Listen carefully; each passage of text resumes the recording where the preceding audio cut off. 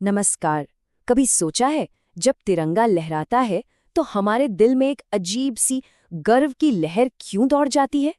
ये सिर्फ एक एहसास नहीं है, ये तो हमारी पहचान का एक बहुत बड़ा हिस्सा है। तो चलिए आज इसी बात को समझते हैं कि ये गर्व आखिर आता कहाँ से है और इसके मायने क्या हैं। इसकी शुरुआत एक बहुत ही दमदार बात से करते हैं।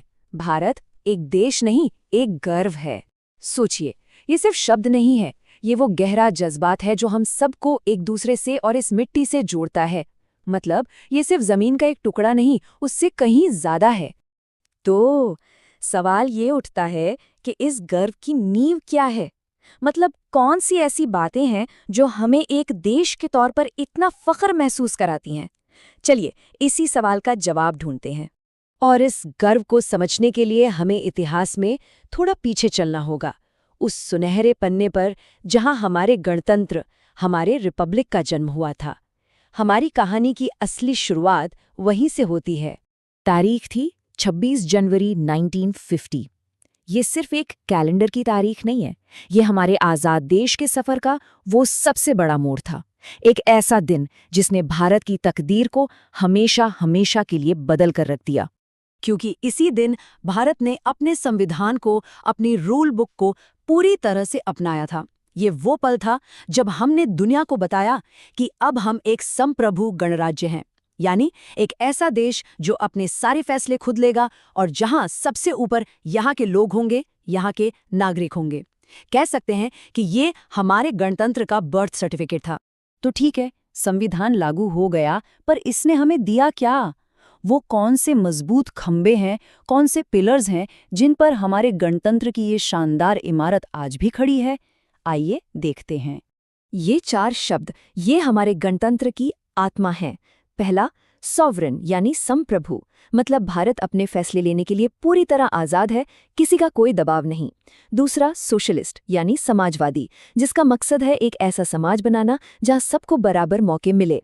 तीसरा, सेक्युलर यानी धर्मनिरपेक्ष। इसका मतलब सीधा सा है कि देश का अपना कोई धर्म नहीं होगा और हर किसी को अपना धर्म मानने की पूरी आज़ादी होगी। और सबसे ज़रूरी, डेमोक्रेटिक यानी लोकतांत्रिक। सरकार लोगों की होगी, लोगों के लिए होगी और लोगों द्वारा ही चुनी जाएगी।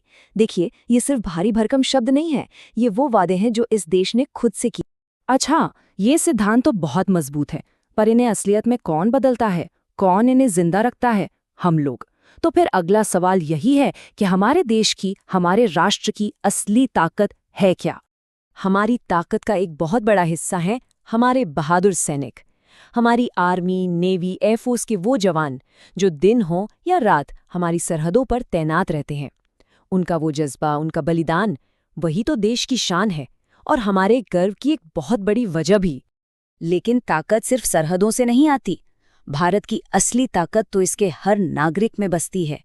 वो टीचर जो बच्चों का भविष्य बना रहा है, वो किसान जो पूरे देश का पेट भर रहा है, वो डॉक्टर जो जानें बचा रहा है। हर कोई अपने अपने तरीके से इस देश को बनाने में लगा है। इस बात को हम ऐसे समझ सकते हैं, एक तरफ है हमारे रक्षक यानी हमारे सैनिक जो देश को बाहरी खतरों से बचाते हैं, और दूसरी तरफ है निर्माता यानी हम सब नागरिक जो अपनी मेहनत से देश को अंदर से मजबूत बनाते हैं। कोई भी महान देश इन्हीं दोनों के कंधों पर खड़ा होता है। तो हमने अपने गणतंत्र के सिद्धांतों को समझा और ये भी देखा कि देश की ताकत कहाँ से आती है। अब इन सबको मिला दें तो हम जा कहाँ रहे हैं? हमारा विजन क्या है? हम कैसा भारत बनाना चाहते हैं? यही है एक नए भारत का विजन। एक ऐसा भारत जो एकजुट हो और मजबूत हो। एक ऐसा देश जहां अलग अलग रंग, भाषाएं और सोच होने के बावजूद सब एक हों और जो हर मुश्किल का सामना करने के लिए ताकतवर हो। ये सपना सिर्फ किसी सरकार का नहीं, ये हम सब का सपना है। तो अब आखिर में एक सवाल, इस रिपब्लिक डे पर हम सब मिलकर अपने भारत को और ज्यादा मजबूत बनाने के लिए क्या कर सकते हैं? ये एक ऐसा सवाल है जिस पर हम सबको सोचना चाहिए, है ना? बस इसी सोच के साथ सभी को गणतंत्र दिवस की बहुत बहुत शुभकामनाएं। जय हिंद।